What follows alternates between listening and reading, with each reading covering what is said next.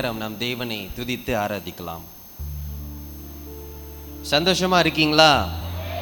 ஹல்லேலூயா! சத்தமா ஹல்லேலூயா! தேவ கிருபை என்றும் உள்ளது. ஆமென், ஆமென்.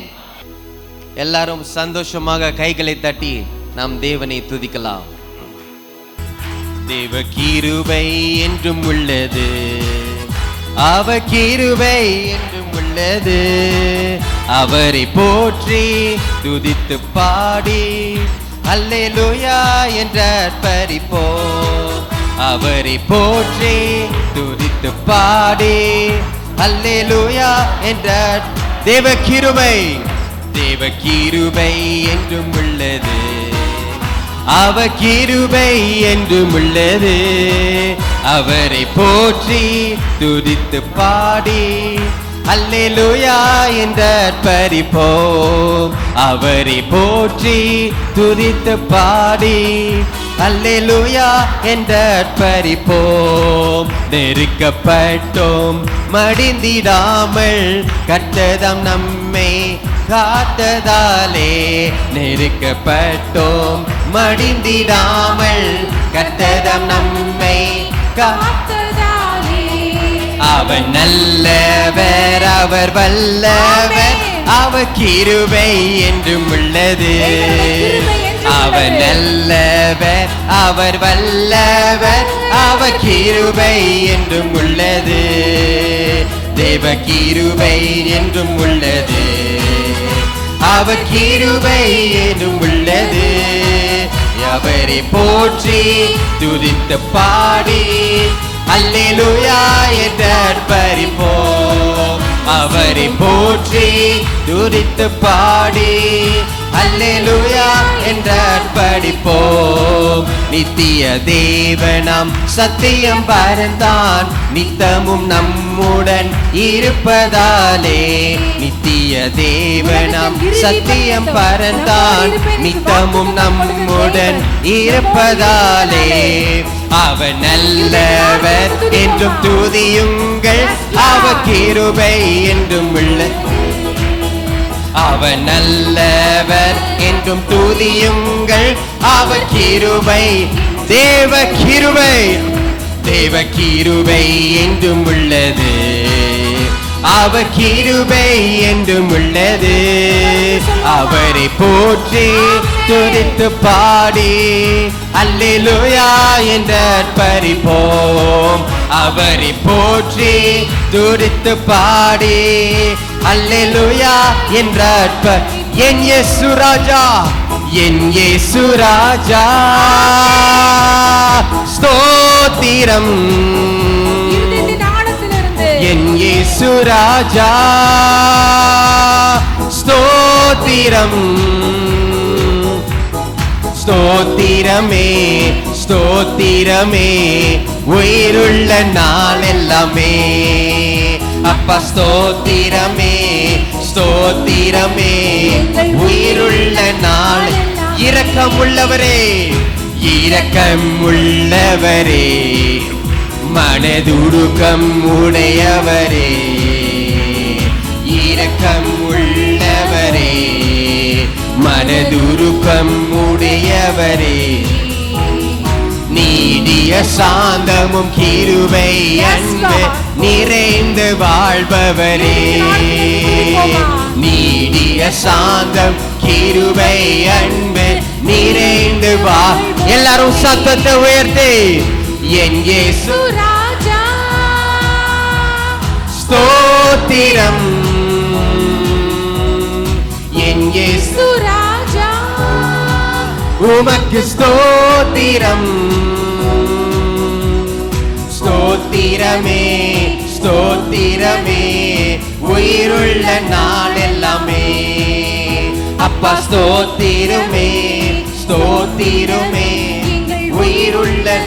கூப்பிடும் யாவருக்கும், கூப்பிடும் யாவருக்கும் ஐயா அருகில் இருப்பவரே. கூப்பிடும் யாவருக்கும் ஐயா அருகில் இருப்பவரே. உண்மையாய் கூப்பிடும் குரல் தனை கேட்டு விடுதலை தருபவரே. இன்று அவரை நோக்கி உண்மையாய் விடுதலை. ரெண்டு கரங்களை அப்படியே அசைத்து என் இயேசு ராஜா ஸ்தோத்திரம், என் இயேசு ராஜா உமக்கு ஸ்தோத்திரம். ஸ்தோத்திரமே ஸ்தோத்திரமே ஒளியுள்ள நாள் எல்லாமே. அப்பா ஸ்தோத்திரமே ஸ்தோத்திரமே உயிருள்ள நாள் எல்லாமே. நான் பாடி மகிழ்ந்திடுவேன், என் நேசரை துதித்திடுவேன். நான் பாடி மகிழ்ந்திடுவேன், என் நேசரை துதித்திடுவேன். என் ஜீவிய காலம் எல்லாம் அவர் பாதத்தில் அமர்ந்திருப்பேன். என் ஜீவிய காலம் எல்லாம் அவர் பாதத்தில் வருந்திரு. நீங்க பாடுங்க. நான் பாடி என் நேசரே, நான் பாடி பாடி என் நேசரை துதித்திடுவேன். என் ஜீவிய காலம் எல்லாம் அவர் பாதத்தில் அமர்ந்திருப்பேன். என் ஜீவிய காலம் எல்லாம் அவர் பாதத்தில் அமர்ந்திருப்பேன். என் ஜீவிய காலம் எல்லாம் அவர் பாதத்தில் அமர்ந்திருப்பேன். என் ஜீவிய காலம் எல்லாம் அவர் பாதத்தில் அமர்ந்திருப்பேன். அவர் பாதத்தில் அமர்ந்திருப்பேன். அவர் பாதத்தில் அமர்ந்திருப்பேன். உம்மை ஆராதிக்கிறோம்,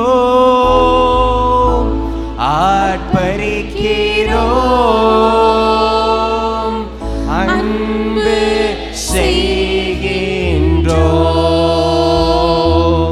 உம்மை ஆராதிக்கிறோம், ஆர்ப்பரிக்கிறோம், அன்பு செய்கின்றோம். அவரை முகத்தை பார்த்து சொல்லுவான். உம்மை கரங்களை உயர்த்தி ஆர்ப்பரிக்கிறோம், அன்பு செய்கின்றோம். உம்மை ஆராதிக்கிறோம், ஆர்ப்பரிக்கிறோம், அன்பு செய்கின்றோம்.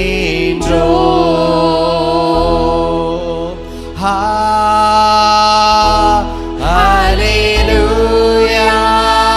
அவரை உயர்த்துவோமா? ஹல்லேலூயா. ஆண்டவராகிய இயேசுவின் நாமத்திலே அன்பின் வாழ்த்துக்கள். இந்த நாள் காலை முதற்கொண்டு கர்த்தர் உங்கள் நடுவில் அசைவாடி வருகிறார். அது எப்படி எனக்கு தெரியும்னு கேட்டால் உங்களை பார்த்தாலே தெரியுது. கர்த்தரும் காலையிலிருந்து உங்களோட கூட உங்களை புடமிட்டால்தான் நீங்கள் பார்க்கும்போது இவ்வளோ பிரைட்டாக இருப்பீங்க. கர்த்தருடைய பிள்ளைகள் நடுவில் வார்த்தை தான் ரொம்ப முக்கியம். என்ன சொல்கிறீங்க நீங்கள்? ஒரு வார்த்தையை விழுங்கி விட்டு அல்லது வார்த்தையை மேற்கொண்டு விட்டு இன்றைக்கி நிறைய பாடல்கள் வருகிறது. சத்தம்தான் கேட்குது, அதுக்குள்ளே என்ன சொல்கிறாங்க, என்ன கருத்து இருக்கிறது நமக்கு தெரியாது. அர்த்தமில்லாத சத்தங்கள் உள்ளே வரும். ஊன்னு கத்துவான்.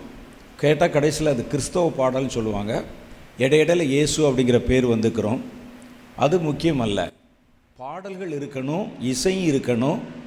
ஆனால் பாடல் வரிகள் தெளிவாக புரியணும். அதில் இருக்கக்கூடிய வார்த்தை தான் முக்கியம். அதே மாதிரி ஒரு கூட்டத்தில் பேசினாலும் ஏதோ சத்தத்தை பெருசாக்கணும் மாதிரி இருக்கக்கூடாது. ஒவ்வொரு எழுத்தும் உங்களுக்கு புரியணும். ஏன்னா கர்த்தருடைய வார்த்தையிலே ஒவ்வொரு எழுத்திலும் எழுத்தின் உறுப்பிலும் தேவனுடைய மகிமை வெளிப்படும். அதனால் அதில் ரொம்ப நம்ம கவனமாக இருக்கணும். அக்டோபர் 1-2 இங்கே செம்பட்டிக்கு வருகிறேன்னு போன வருஷம் டிசம்பர் மாதமே அவர்களுக்கு வாக்கு கொடுத்துருந்தேன். போன வருஷத்துலையே நம்ம சேர்ந்து இனி இந்த ஆயுத பூஜை அந்த நேரங்களில் நம்ம இந்த இடத்துல ரெகுலராக வருஷந்தோறும் கூட்டம் நடத்தணும்னு பேசியிருக்கிறோம். உங்களுக்கு சொன்னாங்களான்னு தெரியலை, நீங்கள் அதுக்காக ஜெபிக்கணும். நம்ம தொடர்ந்து அந்த நாட்களில் கர்த்தருடைய பிரசன்னத்தில் ஒரு 2-3 நாட்கள் காத்திருந்து ஜெபிக்கணும். ஜெபிக்க தான் கர்த்தர் புதிய போக்குகளை, புதிய காரியங்களை வெளிப்படுத்துவார், புதிய மார்க்கங்களை கர்த்தர் புலப்படுத்துவார். அப்போ அதனால் ஸ்டாண்டர்டாக நம்ம பகுதியில் ஒரு மீட்டிங் வரணும். ஜனங்கள் அதன் மூலம் பிரயோஜனப்படவும், கர்த்தரும் தொடர்ச்சியாக அடுத்தடுத்த ஸ்டெப்பில் நம்மை வழிநடத்தவும் உதவியாக இருக்கும். ஏதோ வருஷத்தில் ஒரு முறை அல்லது 4 வருஷத்துக்கு ஒரு தடவை கூட்டம் நடத்தினா கர்த்தர் நம்மை தொடர்ந்து வழி நடத்த முடியாது. ஒரு தொடர்ச்சியாக ஒரு கால இடைவெளியில் கூட்டங்கள் நடத்தப்படணும். நம்ம பகுதியிலே கர்த்தர் அது மாதிரி ஒரு கூட்டத்தை வச்சா எப்படி இருக்கும்? அப்போ நம்மை தேடி அநேகம் பேர் வருவாங்க. நீங்களெல்லாம் அவர்களுக்கு ஊழியம் செய்யலாம், அவங்களுக்கு ஜெபம் பண்ணலாம்.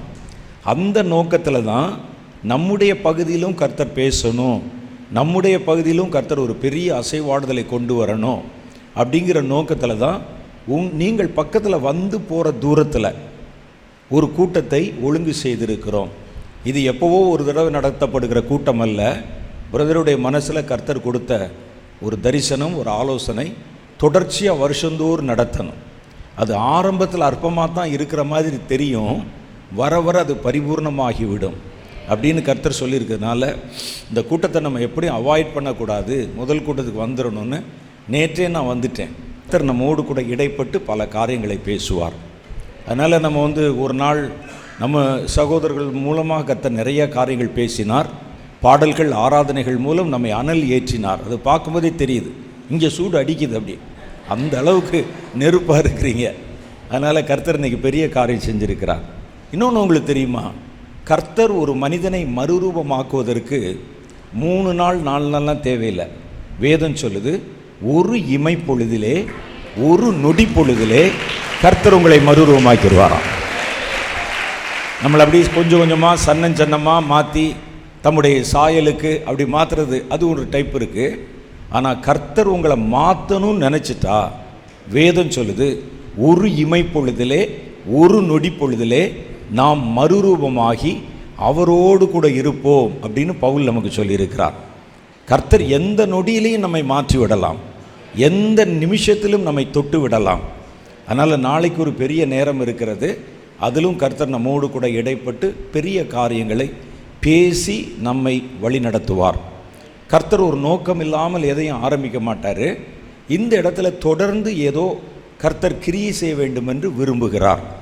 அதில் தொடர்ந்து நீங்கள் முதல் கூட்டத்திலிருந்து ஒவ்வொரு வருஷ கூடுகைகளிலும் வந்து கலந்து கொண்டால் கர்த்தர் படிப்படியாக உங்களுக்கு சொல்ல வேண்டிய காரியங்களை சொல்லி கர்த்தர் உங்களை ஒரு முழுமையான வடிவத்துக்குள்ளே உங்களை உருவாக்கவும் வளர்ச்சி பெறவும் வைக்க ஏது உண்டாகும். ஒவ்வொரு இடத்துக்கு இடம் வித்தியாசம் இருக்குது.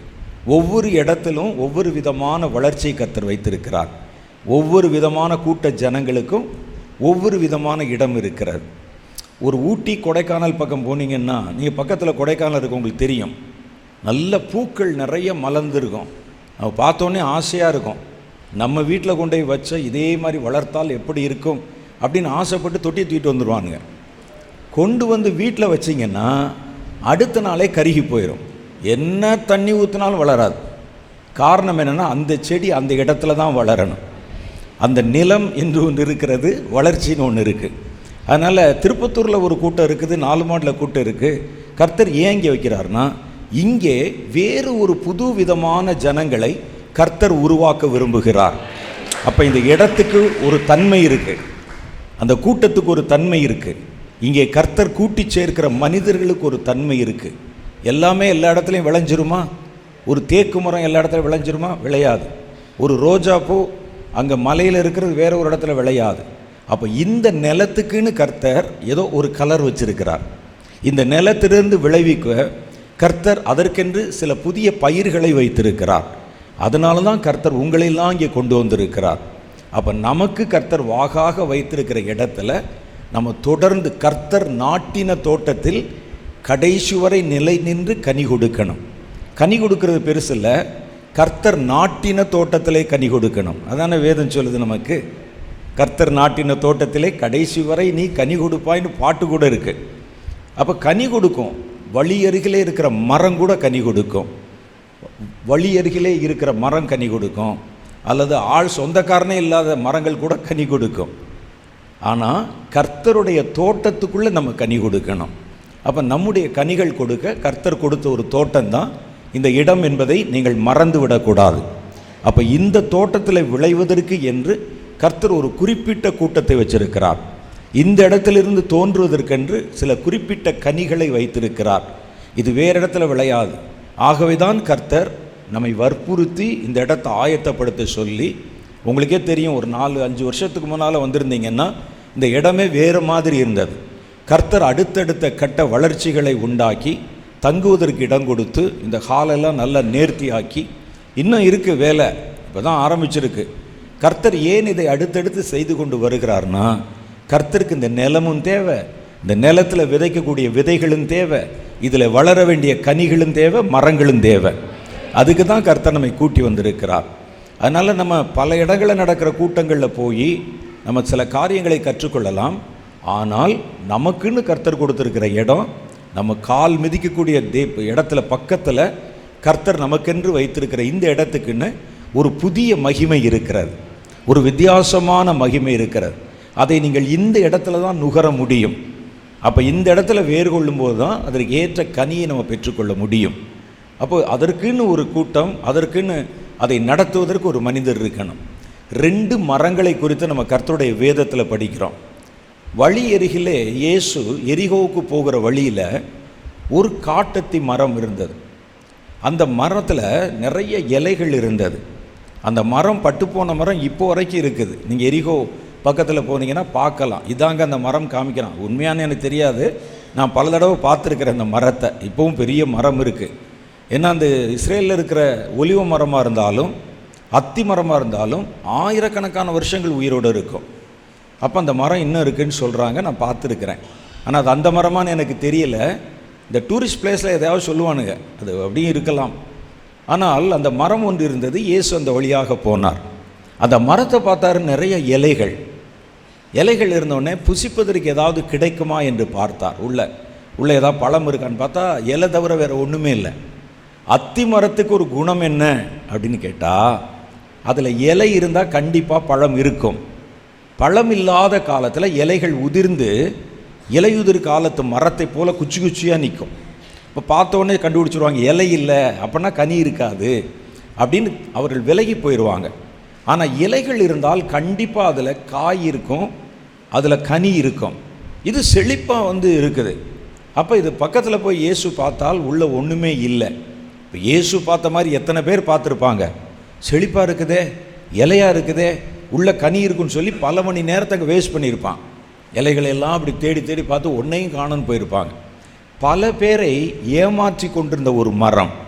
வெளியே பார்த்தீங்கன்னா ஊழியம் செய்கிற மாதிரி, வெளியே பார்த்தா ஜெபம் பண்ணுற மாதிரி, வெளியே பார்த்தா காணிக்கை கொடுக்குற மாதிரி, வெளியே பார்த்தா நல்ல வசனத்தை எடுத்து பேசுகிற மாதிரி எல்லாம் தெரியும். உள்ளே தேடி பார்த்தீங்கன்னா ஒரு கனியும் இருக்காது. இவர்கள் ஜனங்களை ஏமாற்றுகிறவர்கள். இயேசு ஒரு பாடத்தை கற்பிப்பதற்கு தான். ஒன்று, நீ கனி இல்லாத மரம்னா ஓப்பனாக சொல்லிடணும், குச்சியாக நின்றணும். உங்கள்கிட்ட யாரும் தன்னுடைய நேரத்தை விரயமாக்க மாட்டாங்க. அப்படி இருந்தால் இயேசுவும் கடந்து போயிருப்பார். நீ கனி உள்ள மரத்தை போல காட்டுற, தேடி பார்த்தா ஒன்றுமே இல்லை, ஒரு பழங்கூட இல்லை. அப்போ ஆண்டவர் அதை சபித்தார். அது கனி இல்லாமல் இருக்கிறதே சாபந்தான். ஆனால் கர்த்தர் சபித்த போது இலையும் இல்லாமல் போயிடுச்சு. அப்போ கனி இல்லாமல் இருந்தது, அது ஏற்கனவே சாபத்துக்குள்ளான மரம். ஆனால் இலைகள் இருந்தது. இயேசு சபித்த போது கனிகள் மாத்திரம் இல்லை, இலையும் பட்டு போச்சு. இலை பட்டு போச்சு. இது ஒரு மரம். உடனே சீஷர்கள் ஆச்சரியப்படுறாங்க, எவ்வளவு சீக்கிரமாக பட்டு போச்சு அப்படின்னு. இன்னொரு மரத்தை பற்றி வேதம் சொல்லுது. ஒரு திராட்சை தோட்டம், அது நடுவிலே ஒரு அத்தி மரம். அந்த தோட்டத்து நடுவில், தோட்டத்துக்கு ஒரு காவல்காரர், தோட்டக்காரர் இருக்கிறார். எஜமான் ஒரு நாள் வந்து பார்க்குறாரு. வந்து பார்த்தா திராட்சை கனிகள் நல்லா விளைந்திருக்கிறது. நடுவில் இருக்கிற அத்தி மரம் கனி இல்லாத மரமாக இருக்குது. அதுவும் கனி இல்லாத மரம், இதுவும் கனி இல்லாத மரம். உடனே எஜமான் சொல்கிறாரு, ஏன் இந்த மரம் இதுவரைக்கும் கனியே கொடுக்கலை? கனி கொடுக்காத மரம் ஏன் இங்கே இருக்கணும்? இதை வெட்டி போடு. கனி கொடாத மரம் கனி கொடுக்குற செடிகளுக்கு நடுவில் இருந்துச்சுன்னா அது நிலத்தை கெடுத்து போட்டு செடிகளையும் கெடுத்து போடும். அதனால் அதை வேரோடு பிடுங்கிருன்னு சொன்னார். உடனே அந்த வேலையாள் சொல்கிறான், இது விதையாக விழுந்ததுலேருந்து நான் அதை கொஞ்சம் கொஞ்சமாக வளர்த்து தண்ணியெல்லாம் ஊற்றிருக்கேன் ஐயா, எனக்கு இன்னும் 1 வருஷம் டைம் கொடுங்க. இந்த மரத்தை அவசரப்பட்டு வெட்டிட வேணாம். நான் விசேஷ அக்கறை எடுத்து கேர் எடுத்து அதை சுற்றிலும் கொத்தி எரு போட்டு இதில் கனி வருதான்னு பார்க்குறேன். 1 வருஷம் ஆன பிறகு கனி இல்லாவிட்டால் வெட்டி போட்டுடலாம் அப்படின்னு சொன்னான். கனி கொடுத்தாலும் சரி, கனி கொடாவிட்டாலும் சரி, எனக்கு 1 வருஷம் டைம் கொடுங்க. நான் எப்படியாவது விசேஷ அக்கறை எடுத்து அதை சுற்றி எரு போட்டு பாதுகாப்பு கொடுத்து விசேஷ கவனம் செலுத்தி. உடனே எஜமான் சொன்னார், சரி இந்த மரம் இந்த வருஷம் இருக்கட்டும் என்று சொல்லி போனார். 2மே கனி இல்லாத மரம்தான். ஒரு மரத்துக்கு இரக்கம் கிடைத்தது, ஒரு மரத்துக்கு அவகாசமே கிடைக்கல. காரணம் என்ன தெரியுமா? அந்த மரம் இருந்த இடம் அப்படி. ஒன்று காவல் இல்லாத இடத்துல வழி அருகே இருந்தது, அதுக்கு பரிந்து பேச ஆள் இல்லை. கனி இல்லாமல் இருக்குதேன்னு அதுக்காக பரிதாபப்பட ஆள் இல்லை. அதற்கு அவகாசம் வாங்கி விசேஷ கவனம் செலுத்த ஆள் இல்லை. ஆனால் இந்த அத்தி மரமும் கனி இல்லாத மரம்தான். ஆனால் அது ஒரு தோட்டத்துக்குள்ளே இருந்தது. அதை பராமரிக்கிறவன் இருந்தான், அதுக்கு பாதுகாக்கிறவன் இருந்தான், அதுக்கு பரிந்து பேசுகிறவன் இருந்தான். அதனால தான் நம்ம என்ன செய்யணும், ஒரு தோட்டத்திலே நாட்டப்பட்டால் நீங்கள் வழியருகிலே இருக்கவங்க மாதிரி இங்கே ஒரு வாய் வைப்பதும் அங்கே ஒரு கால் வைப்பதும் அங்கே ஒரு கால் வைப்பது வச்சா யார் உங்களுக்கு உத்தரவாதம் பண்ணுவாங்க? நீங்கள் யாரை சேர்ந்தவர்கள், எந்த அழைப்பில் இருக்கிறீங்கன்னு யாருக்கும் தெரியாது. 2 நாள் இங்கே இருப்போம், 2 நாள் அங்கே இருப்போம், அப்படியே சிலர் சுற்றி கொண்டே இருப்பார்கள். ஆனால் நமக்குன்னு ஒரு நிரந்தரமாக ஒரு பாதுகாப்புள்ள ஒரு இடம் இருக்கணும். அதற்கென்று கர்த்தர் ஏற்படுத்தி கொடுத்த ஒரு புதிய மரங்களை, ஒரு புதிய ஒரு தரிசனத்தை விளைய பண்ணுவதற்கு கர்த்தர் தேர்ந்தெடுத்து கொண்ட இடம்தான் இந்த தோட்டம். இந்த தோட்டத்தில் கர்த்தர் உங்களை கொண்டு வந்து வச்சிருக்கிறாரு. மாத்திரம் இல்லை, உங்களுக்கு ஆலோசனை சொல்லவும், உங்களை பார்த்து பார்த்து உங்களுக்குள்ளே கனிகளை உண்டாக்கவும், நல்ல கண்காணிகளை உங்களை பார்த்து வளர்ப்பதற்கும் மனிதர்களை கர்த்தர் ஏற்படுத்தி இருக்கிறார். ஆகவே நான் உங்களுக்கு பிரதானமாக சொல்கிறது என்னென்னா, இந்த இடம் எல்லா இடத்துலையும் கூட்டங்கள் நடக்கும், எல்லாம் இருக்கும், ஒவ்வொன்றுக்கும் ஒவ்வொரு தன்மை இருக்கும். ஜெபத்தோடு போனீங்கன்னா அது ஒரு தன்மை, இயேசு விடுவிக்கிறாரு போனீங்கன்னா அது ஒரு தன்மை, திருப்பத்தூர் போனால் அது ஒரு தன்மை, இங்கே வந்தால் இது ஒரு தன்மை. அப்போ இந்த தன்மைக்கு ஏற்ற ஆட்களை தான் கர்த்தர் இங்கே கொண்டு வந்து சேர்ப்பார். என்ன சொல்கிறீங்க நீங்கள்? அவர் தெரியுமில்ல, இந்த மண்ணில் இது போட்டால் தான் விளையும். அதனால தான் கர்த்தர் உங்களை கொண்டாந்துருக்கிறார். நீங்கள் நினைக்கிறீங்க நான் பிளான் போட்டு, நீங்களாம் பிளான் போட்டு வரல, கர்த்தர் உங்களை பற்றி ஒரு பிளான் போட்டார். ஆகவே தான் கர்த்தர் கொண்டு வந்திருக்கிறார். இல்லாவிட்டால் ஒருவன் தலைகீழ நின்னாலும் இங்கே வர முடியாது. கர்த்தர் இந்த இடத்துல விசேஷமாக என்னமோ செய்ய விரும்புகிறார் என்பது என் ஆவிக்கு தெரிகிறது. இதில் ஒரு புது விதமான மரக்கன்றுகளையும் மரங்களையும் புதுவிதமான கனிகளையும் இந்த கடைசி காலத்திலே கர்த்தர் எழுப்ப விரும்புகிறார். ஆகவே இந்த கூட்டங்களை நீங்கள் மிஸ் பண்ணவே கூடாது. வருஷந்தோறும் மாத்திரமல்ல, இடையிடையில் கர்த்தர் காரியங்கள் ஏதாவது உங்களுக்கு பேசணும், உங்களுக்கு சொல்லணும்னு சொன்னால் பிரதர் உடனே ஒரு அனௌன்ஸ்மெண்ட்டு கொடுப்பாங்க. இந்த இடத்துல நம்ம அடுத்து ஒரு கூட்டம், இப்போ சொன்னாங்களே வாலிபர்களுக்குன்னு தனித்த ஒரு கூட்டம், பெண்களுக்குன்னு தனித்த ஒரு கூட்டம், அதே மாதிரி ஊழியம் செய்கிறவங்களுக்குன்னு தனித்த ஒரு கூட்டம், சுவிசேஷம் சொல்கிறவங்களுக்கு தனித்த கூட்டம். என்ன கூட்டத்தை சொன்னாலும் நீங்கள் வந்துருங்க, அது உங்களுக்கு நல்லது. மாத்திரம் இல்லை, கடைசி காலங்களில் நமக்கு ஏற்ற நம்முடைய கனிகளை வளர்ப்பதற்கு ஏற்ற இடங்களை தேர்வு செய்து நீங்கள் இந்த இடத்தோடு ஒட்டி கொள்வது உங்களுக்கு நல்லது. ஏனென்றால் உங்களுக்கு பரிந்து பேச ஆள் இருப்பாங்க. உங்கள் மேலே எந்த ஆபத்தும் வராமல் உங்களை சுற்றிலும் வேலி அடைக்கப்பட்டிருக்கும். கனியுள்ள திராட்சை செடிகளுக்கு வேலி அடைத்ததோடு அதுக்கு நடுவில் இருந்த அத்தி மரத்துக்கும் சேர்த்து தான் வேலி போட்டிருந்தாங்க. அது மாதிரி அந்த வேலி நம்மை பாதுகாக்கும் வல்லமை உள்ளது. ஏன்னா அந்த காலம் கடைசி காலம். கர்த்தர் இங்கே வேறு ஏதோ ஒரு காரியத்தை பேச விரும்புகிறார். 4 மாடியில் கர்த்தர் எழுப்புதலை பற்றி பேசினார், இங்கே வேறு எதுவும் பேச விரும்புகிறார். அதனால தான் இந்த இடத்துல நீங்கள் நடத்தணும்னு அவருடைய மனதிலே ஒரு எண்ணத்தை, ஒரு தரிசனத்தை கர்த்தர் கொடுத்து, எப்படியாவது தொடர்ந்து நம்ம இந்த ஆயுத பூஜை சமயங்களில், இந்த பூஜா ஹாலிடேஸ் நேரத்தில் சும்மா இருக்கிற ஜனங்கள் வெளியே போய் பொரிகடலை வாங்கி சாப்பிட்டுக்கிட்டு இருப்பான். உங்களுக்கு கர்த்தர் மன்னாவை கொடுக்க இந்த இடத்தை வச்சிருக்கிறாரு. சும்மா வெளியே போனால் நம்ம கையை நீங்கள் நீட்டலாலும் கொண்டா பொரியக்கடலை திணிச்சிட்டு போயிடுவானுங்க. கர்த்தர் உங்களுக்கு புதிய ஒரு ஆகாரத்தை இங்கே கொடுப்பதற்கு இந்த நாட்களை தேர்வு செய்திருக்கிறார். கர்த்தருக்கு சித்தமானா இந்த இடத்துல வருஷந்தோறும் இந்த கூட்டங்கள் நடத்தப்படும். விசேஷமாக உங்களுக்காகவே நடத்தப்படும்.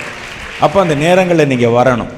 அப்போ இன்னும் கர்த்தர் நிறைய ஜனங்களை கேள்விப்படும்போது, ஓ, நம்ம விருப்பத்துக்கு ஏற்ற, நமக்கு கர்த்தர் கொடுத்த தரிசனத்துக்கு ஏற்ற செய்திகள், காரியங்கள்லாம் இந்த செம்பட்டியில் நடக்குதுன்னு கேள்விப்பட்டால் திரளான ஜனங்கள் இன்னும் வர ஆரம்பிப்பாங்க. இன்னும் அடுத்தடுத்து பாருங்களேன், அப்படி தான் நடக்கும். கர்த்தர் இங்கே துவங்கி இருக்கிறார். இங்கே கர்த்தர் வேறு ஏதோ ஒரு காரியத்தை பேச விரும்புகிறார். அப்போ கர்த்தர் பேச பேச அந்த தரிசனம் உள்ள அநேகர் தேசத்தில் எங்கெங்கேயோ செதறி இருப்பாங்க. அவர்களெல்லாம் கேள்விப்பட்டு அசம்பிளாகி ஒரு இடத்துல வருவாங்க. அசம்பிளாகி வந்து கர்த்தர் அவரிடத்துல தெளிவாய் அதோடைய ரகசியங்கள், மர்மங்கள் இதெல்லாம் கர்த்தர் பேசணும். எழுப்புதலை குறித்து பாருங்கள். எழுப்புதல் அப்படின்னா இப்படி இப்படி நடக்கணும். நாங்களாக ஒரு சில காரியங்களை யோசித்து வைத்திருந்தோம். ஆனால் கர்த்தர் எழுப்புதலை குறித்து ஒவ்வொரு வருஷமும் புதிய புதிய காரியங்களை வெளிப்படுத்தி அதற்குண்டான மனிதர்கள், அதற்குண்டான ஆட்கள், அவங்களெல்லாம் கர்த்தரங்களை அசம்பிள் பண்ண ஆரம்பிக்கும் போது தான் எழுப்புதலில் இவ்வளவு ரகசியங்கள் இருக்கிறதா என்று இன்றைக்கு நாங்கள் கண்டு ஆச்சரியப்படுகிறோம். அப்போ அதே மாதிரி கர்த்தர் இங்கே ஏதோ ஒன்று பேச விரும்புகிறார். இந்த தரிசனத்துக்கு ஒத்த ஆட்களை கர்த்தர் இந்த இடத்துல கொண்டு வருவார். அப்போ இதனுடைய செய்திகள் பரவ ஆரம்பிக்கும் போது உலகத்தில் எந்த மூலையில் இருந்தாலும் அவர்களை அழைத்து வந்து விடுவார். அங்கே விசேஷமாக கர்த்தர் எழுப்புதலை பற்றி தான் பேசினார். அதை முதல்ல கர்த்தர் எழுப்புதலை பற்றின காரியங்கள் பேசுவோம். நிறைய விமர்சனங்கள். எழுப்புதல்ங்கிற வார்த்தை பைபிளில் எங்கெங்கே இருக்குது அப்படின்னு கேட்டாங்க. ஏன்னா அவங்க பைபிளில் இல்லாட்டினா எதையும் பயன்படுத்த மாட்டாங்க. பைபிளில் இல்லாத பயன்படுத்தன்னு சொன்னால் நீங்கள் இட்லி தோசை கூட சாப்பிட முடியாது. பேர்லாம் பைபிளே இருக்குது இல்லை. அப்போ இவர்கள் இதை வைத்து எழுப்புதல்னா என்ன, ரகசிய வருகைன்னு ஒரு வார்த்தையே இல்லைங்க, இயேசு ரகசிய வருகை இல்லை சொல்லிடுவான். இன்றைக்கி நிறைய பேர், ஒரு பெரிய கூட்டமே இருக்குது, ரகசிய வருகை இயேசு வந்து நம்ம எடுத்துக்கொண்டு அவனு இல்லை, அந்த வார்த்தை இல்லையாம். வார்த்தை இல்லாவிட்டால் என்ன, நான் திருடனை போல வருவேன் கர்த்தர் சொன்னார். திருடனை போல வந்தாலே அது ரகசிய வருகை தான். திருடன் ரகசியமாக தானே வருவான். அப்போ அந்த மாதிரி யாரும் எதிர்பாராத நேரத்தில் திருடன் மாதிரி வருவார். எழுப்புதலை குறித்து எழுப்புதல்ங்கிற வார்த்தை தான் இல்லை ஒழிய நிறைய காரியங்கள், சம்பவங்கள் அதை பற்றி சொல்லப்பட்டிருக்கு. அதெல்லாம் கர்த்தர் ஒன்றொன்னா விளக்கி காமிச்ச போது இந்த எழுப்புதல்ங்கிற வார்த்தையே இல்லைன்னு சொன்னவங்க தான் நிறைய பேர் வந்து உட்கார்ந்துருக்காங்க இப்போது. ஆமாம், எவ்வளோ பெரிய காரியம் அப்படின்னு. அப்போ இந்த வார்த்தைகள் பரவ பரவ இந்த வார்த்தைகளுக்கு உரிய, அதற்கு ஏற்ற ஜனங்களை கர்த்தர் எந்த தேசத்தில் இருந்தாலும் கொண்டாந்து சேர்த்துறார். இந்த விதமான தரிசனத்துக்குரியவர்களை கர்த்தருடைய ஆவியானவர் கூட்டி சேர்ப்பார். அதுபோல் இந்த இடத்துக்குன்னு ஒரு தரிசனம் இருக்குது. இந்த இடத்துல விதைப்பதற்கென்று ஒரு விதமான விதைகள் இருக்குது. இங்கே வளர்வதற்கென்று தனிப்பட்ட விருட்சங்கள் இருக்கிறது. இங்கே கர்த்தர் பேசுவதற்கென்று தனிப்பட்ட உபதேசங்களும் ரகசியங்களும் வார்த்தைகளும் தீர்க்க தரிசனங்களும் இருக்குது. இது வெளிப்பட வெளிப்பட வெளிப்பட இந்த சார்புள்ள இந்த ஜாதி மரங்கள் எங்கே இருந்தாலும் கர்த்தருடைய ஆவியானவர் அவர்களை கூட்டி சேர்ப்பார். நீங்கள் பார்க்கத்தானே போகிறீங்க. அப்புறம் பார்த்தீங்கன்னா உங்களுக்கு உட்காரக்கூட இடம் இருக்காது. முன்னெல்லாம் 350 பேர் இருந்த இடத்துல இன்றைக்கி எப்படி 15,000 பேர் 20,000 பேர் வர்றாங்க. அந்த 350 பேர் எங்கே இருக்காங்கன்னே தெரியல கூட்டத்துக்குள்ளே. அப்போ அவ்வளோ தூரம் அது வளர்ந்து இன்றைக்கி ஒரு பெரிய ஆயத்தமாய் மாறி இருக்கிற போல செம்பட்டியிலும் ஏதோ ஒன்று நடக்கும் என்று என்னுடைய உள்ளுணர்வு எனக்கு சொல்லுகிறது. என் உள்ளுணர்வு சொல்லு, என்னமோ நடக்கும். அவங்க பொழுதுபோகாமல் ஒரு கூட்டம் நடத்துகிறாங்கன்னு சொன்னால் கர்த்தர் என்னையவே போக விட்டுருக்க மாட்டார். நீ எதுக்கு அங்கே போய் என்ன செய்ய போகிற, போயிருன்னு சொல்லியிருப்பார். அப்போ அவர்களுடைய மனசில் கர்த்தர் போட்ட வார்த்தை ஒரு சாட்சி, அவருடைய மனசில் போட்ட தரிசனத்தை நான் ஏற்றுக்கொண்டு வந்தது ஒரு சாட்சி, நாங்கள் அழைத்த போது நீங்களெல்லாம் வந்தது ஒரு சாட்சி. இந்த 3 சாட்சிகளையும் கர்த்தர் இங்கே செய்ய போகிற எதிர்கால திட்டங்களை நமக்கு உறுதிப்படுத்தி காண்பிக்கிறார். என்ன சொல்கிறீங்க? அதுக்கு தான் கர்த்தர் நம்மை அழைத்து வந்திருக்கிறார். அதனால் தொடர்ந்து நீங்கள் இந்த ஊழியத்தோடு ஓடணும். சபைன்னு உங்களுக்கு தனியாக ஒன்று இருக்கும். அங்கே நீங்கள் வாரந்தோறும் ஆராதனைக்கு போகிறீங்க, சபைக்குண்டான கடமைகளை நிறைவேற்றுங்கள். ஆனால் கர்த்தர் இந்த ஊழியத்தோடு உங்களை இணைச்சிருக்கும் போது இந்த தரிசனத்திற்கு ஏற்ற காரியங்களை செயல்படுத்த அவர்கள் அழைக்கும் போது அதில் நீங்கள் உங்களையும் ஈடுபடுத்தி கொள்ளுங்கள். இதுக்கும் சபைக்கும் எந்த சம்பந்தமும் இல்லை. சபை ஊழியம் அதனால் பாதிக்கப்படாது. சில போதகர்கள் பயப்படுவாங்க, ஐயையோ செம்பட்டி போயிட்டா அப்புறம் இனிமேல் இங்கே வரமாட்டான் போல, அப்படியெல்லாம் இல்லை.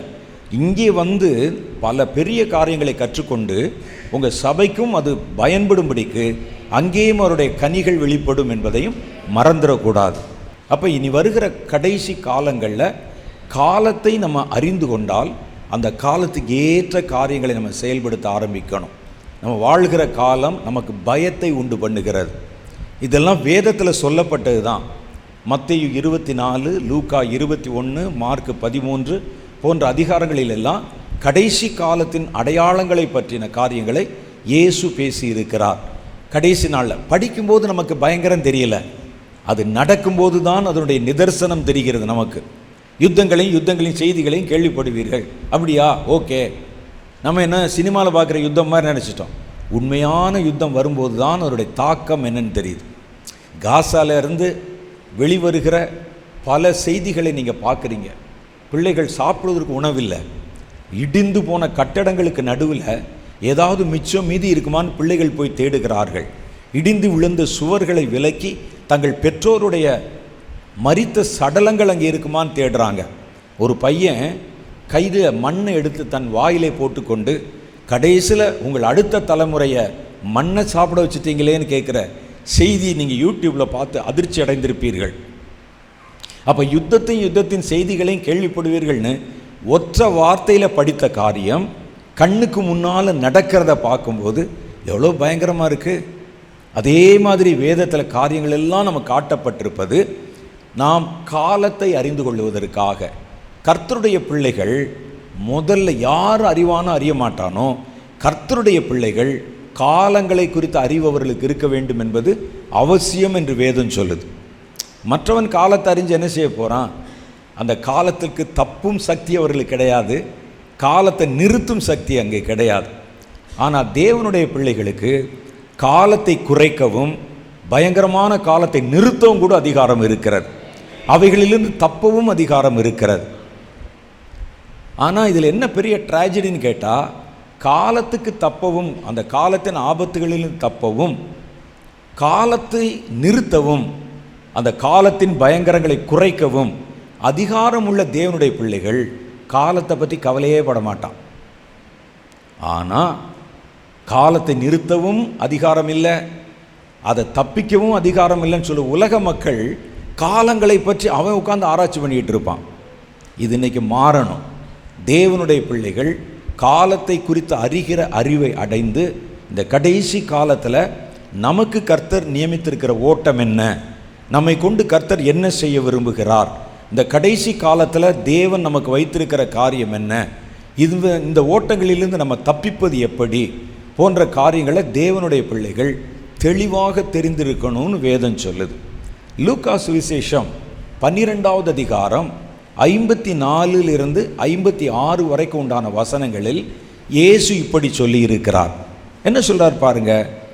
பின்பு அவர் ஜனங்களை நோக்கி, மேற்கே மேகம் எழும்புகிறதை நீங்கள் காணும்போது மழை வரும் என்று சொல்லுகிறீர்கள், அந்தபடியே ஆகும்.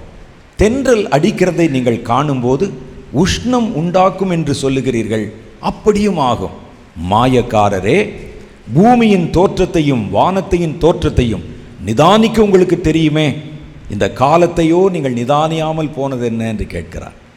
அப்போ தேவனுடைய பிள்ளைகள் காலத்தை நிதானிக்கணும். ஒரு நடந்ததுன்னா அடுத்து என்ன நடக்க போகுது, வேதம் இதை குறித்து என்ன சொல்லுகிறது, அதை நிதானிக்க தெரியணும் அவனுக்கு. ஏனென்றால் காலத்தை தெரிந்து கொள்ளப்பட்ட ஒரு நிமித்தமோ அந்த நாட்கள் குறைக்கப்படும் வேதம் சொல்லுது. ஒரு பெரிய ஆபத்து 10 மாதத்துக்கு நீடிக்குன்னு சொன்னால் தேவனுடைய பிள்ளைகள் முழங்கால் போட்டு ஜெபித்தால் அது 1 மாதத்தில் முடிஞ்சிடும், அல்லது 10 நாளில் கூட முடிஞ்சிடும். அப்போ காலத்தில் வருகிற பயங்கரத்தை குறைக்க முடியும் தேவ பிள்ளைகளால். காலத்தில் வருகிற பயங்கரங்களுக்கு தப்பித்து கொள்ள முடியும் தேவ பிள்ளைகளால். லூக்கா 21:36 சொல்லுகிறது, இவைகளுக்கெல்லாம் நீங்கள் தப்பி, அதுக்கு முன்னால் பெரிய ஆபத்துகளை சொல்லுகிறார், இவைகளுக்கெல்லாம் நீங்கள் தப்பி மனுஷகுமாரன் வரும்பொழுது எதிர் நிற்க பாத்திரவான்களாக எண்ணப்படும்படி எப்பொழுதும் விழித்திருந்து ஜெபிங்கள் என்றார். அது அரசியல்வாதிகளுக்கு கொடுக்கப்பட்ட வாக்குத்தத்தம் அல்ல, உலகத்தில் இருக்கிற விஞ்ஞானிகளுக்கு கொடுக்கப்பட்ட வாக்குத்தத்தம் அல்ல, ஜெபிக்கிற தேவனுடைய பிள்ளைகளுக்கு சொல்லப்பட்ட வார்த்தை. அப்போ கர்த்தருடைய பிள்ளைகள் ஆபத்து காலங்களில் தப்பித்து கொள்ள வழி இருக்கு, காலத்தை குறைக்க வழி இருக்கு, காலத்தை நிறுத்தவும் அவர்களுக்கு அதிகாரம் இருக்கு. ஒரு கொடிய காலம் வருகிறது, திறப்பிலே நின்று சுவரை அடைக்கத்தக்கதாக தேவனுடைய பிள்ளைகள் எழும்பி ஜெபித்தா கர்த்தர் வரும் என்று சொன்ன ஆபத்தை தடுத்து நிறுத்தி விடுகிறார். அப்போ நிறுத்த முடியும், தப்பிக்க முடியும், குறைக்க முடியும். ஆனால் நம்ம காலத்தை பற்றி கவலைப்படுகிறது இல்லை. ஆண்டவர் சொல்றாரு, மழை மேகம் மேற்கே தோன்றும் போது இன்னைக்கு மழை வரும், மண் வாசனை அடிக்கிறதுன்னு சொல்றீல்ல, அதே போல தென்றல் காற்று சுமூகமாய் அடிக்கும்போது இன்னைக்கு உஷ்ணம் உண்டாகும் சொல்றீல்ல. ஒரு தோற்றத்தை பார்த்து காலத்தை நிதானிக்க முடியுதே. மாயக்காரரே, இனி வருகிற நாட்களை, அதில் நடக்கிற சம்பவங்களை நீங்கள் நிதானியாமல் போவது என்ன என்று கர்த்தர் கேட்கிறார். நம்ம வாழ்கிற இந்த கடைசி காலம் ஆபத்து நிறைந்த காலம். இந்த காலத்தை முதல்ல நம்ம தெரிஞ்சுக்கிறணும். அதிலும் குறிப்பாக தேவனுடைய பிள்ளைகள், அவருடைய குழந்தைகள் சந்ததி இருக்கு பாருங்க, அவைகளுக்காகவாவது நீங்கள் தெரிஞ்சுக்கிறணும். வேதத்தில் சொல்லப்பட்ட கடைசி காலங்களின் பயங்கரங்களை நேருக்கு நேராய் பார்க்க போகிறவங்க நமக்கு அடுத்து வரக்கூடிய சந்ததி, நம்முடைய வாலிபர்கள், நம்ம வீட்டில் இருக்கிற பிள்ளைகள், அவங்க தான் நேருக்கு நேர் பார்க்க போகிறாங்க. நம்மிலும் சிலர் கூட ஒருவேளை பார்க்க நேரிடலாம். ஏன்னா கடைசி காலத்துக்குள்ளே நம்ம நுழைஞ்சிட்டோம். அப்போ அந்த காலங்களுடைய தன்மையை நம்ம பார்க்குறோம், என்ன நடக்குதுன்னு பார்க்குறோம். இப்போ உள்ள காலங்களுடைய தன்மை என்ன தெரியுமா? இந்த நாட்களில் எந்த ஒரு காரியத்தையும் யார் தீர்மானிக்கிறார் நீங்கள் கவனித்து பார்க்கணும். ஒரு அரசியல்வாதி தீர்மானிக்கிறாரா, அல்லது ஆட்சியில் இருக்கிறவர் தீர்மானிக்கிறாரா, ஒரு நாட்டினுடைய தலைவிதி யார் கையில் இருக்குன்னு பார்த்தா இப்போ சமீப காலமாக சோஷியல் மீடியா கையில் தான் எல்லாமே இருக்குது. அவன் ஏதாவது ஒரு காரியத்தை நல்லது நல்லது நல்லது நல்லதுன்னு சொன்னால் ஜனங்களை ஒட்டுமொத்தமாக நம்ப வச்சிடறான். ஒரு நல்லதை பார்த்து இது கெட்டது கெட்டது கெட்டதுன்னு சொல்லி ரீல்ஸ் போட்டு இன்ஸ்டாகிராமில் போட்டு அதையே ட்ரெண்ட் பண்ணால் நம்மை கெட்டது என்று நம்ப வைத்து விடுகிறான். அப்போ இந்த மாயமான காரியங்களை ஜனங்கள் உண்மை என்னவென்று தெரிந்து கொள்வதற்கு இன்னைக்கு சமூக வலைத்தளங்களை பார்த்து நம்புகிறாங்க. அப்படிப்பட்ட ஒரு கொடிய காலத்துக்குள்ளே கொண்டு வந்திருக்கிறான். சோஷியல் மீடியாக்களுடைய பலம் அபார பலம். அதை வச்சு எதை ஒன்றையும் சாத்தான கடவுள்னு காமிச்சிடலாம், கடவுளை சாத்தான்னு காமிச்சிடலாம், நல்லதை கெட்டதுன்னு காமிச்சிடலாம், கெட்டதை நல்லதென்று நம்ப வைத்து விடலாம். அப்போ இந்த வாய் மூலம் பரப்பப்படுகிற விளம்பரங்கள் இதுதான் ஒரு தேசத்தினுடைய தலைவிதியை இப்போ தீர்மானிக்கக்கூடியது. இது ஒரு பலமான ஒரு பிசாசினுடைய கரம், ஒரு அரக்கன். அவன் என்ன செய்கிறான்னா, மனிதருடைய மனங்களில் அவர்களை விதைத்து ஒரு காரியத்தை நம்ப வைக்கிறான். அது பொய்யா இருக்கும், நம்ப வைக்கிறான். நீங்கள் நல்லா யோசிச்சு பார்த்தா ஒன்றுமே இருக்காது அதில். இப்போ சாதாரணமாக ஒன்றுமில்லாத ஒரு சினிமா நடிகர்களை இப்படி கருத்தேற்றம் பண்ணி பண்ணி பண்ணி விளம்பரம் பண்ணி நம்ம அவர்களுக்கு உயிரையே கொடுக்குற அளவுக்கு ஆயிடுறாங்க. நீங்கள் நல்லா யோசிச்சு பாருங்கள், என்ன செஞ்சுருக்கிறாங்க யோசிச்சு பாருங்கள். ஒன்றுமே இருக்காது. ஒரு பொய்யான போலியான ஒரு பிம்பத்தை நம்மை நம்ப பண்ணுவதற்கு சாத்தான் இன்னைக்கு சமூக வலைத்தளங்களை பயன்படுத்துகிறான். அதை பெருவாரியாக இளைஞர்கள் பயன்படுத்தி சமூக வலைத்தளத்தில் சொல்லப்படுறது எல்லாமே உண்மை என்கிற ஒரு நிலைமைக்குள்ளே நம்ம வந்துட்டோம். அப்போ இது எப்படி ஒரு காரியத்தை ஒரு மனிதனுடைய மனதுக்குள்ளே திணிச்சிடுறாங்க, திணிச்சு இதுதான்ங்க உண்மைன்னு சொல்ல வைக்கிறாங்க. அப்போ இதிலேருந்து எப்படி தப்பிக்கிறது? ஆண்டவர் சொல்கிறார், இப்படி ஒரு காலம் வரும், வதந்திகளை நம்புகிற காலம் வரும். வதந்திகளை நம்பாதீங்க, பரப்பாதீங்க. எங்கே இருக்கு வசனம்? கர்த்தர் சொல்லுகிறார், கிறிஸ்து இங்கே இருக்கிறார், அங்கே இருக்கிறார் என்று சொன்னால் ஒருவனும் நம்பி புறப்படாதிருங்கள். வதந்தி, ரூமர். நான் பார்த்தேன், இயேசு அந்த மலையில், சிறு மலையில் உட்கார்ந்துருக்கிறார், உடனே ஓடு, படையெடுத்து ஓடு. நேற்று பார்த்தீங்களா? ஒரு வாரத்துக்கு முன்னால் இஸ்ரேல் தேசத்தில் ரேப்சர் வரப்போகுது.